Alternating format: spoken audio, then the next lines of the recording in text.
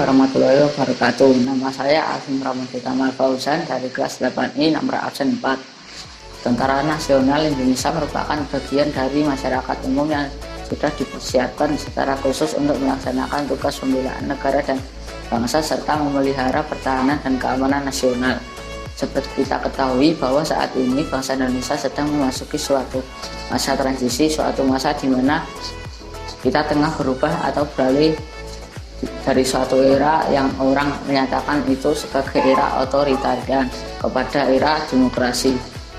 Namun demikian, ada satu hal yang sudah pasti, bahwa perubahan tersebut tidaklah mengubah tugas dan tanggung jawab Tentara Nasional Indonesia selaku alat negara di bidang pertahanan dan keamanan, serta tidak merubah sikap dan perilaku prajurit TNI yang harus senantiasa mengayomi masyarakat.